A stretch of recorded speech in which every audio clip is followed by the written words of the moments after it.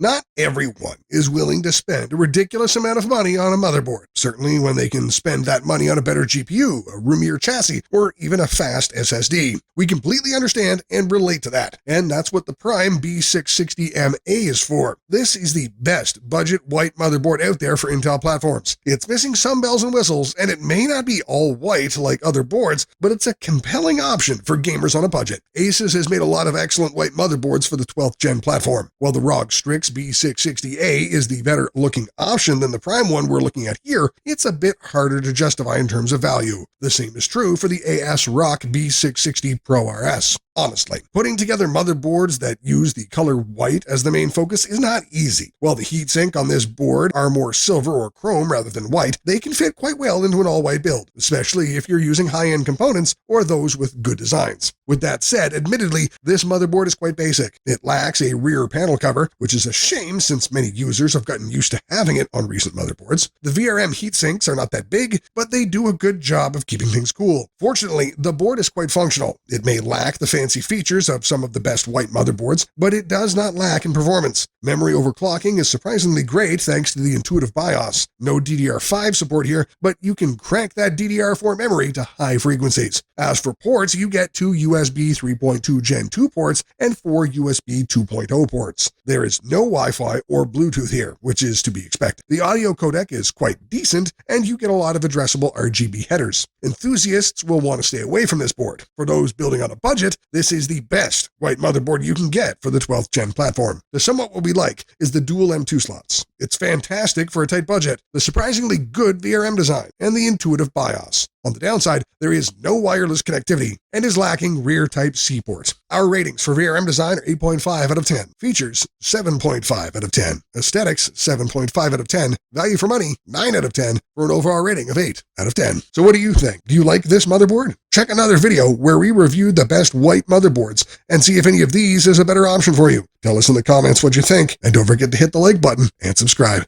Have an awesome day.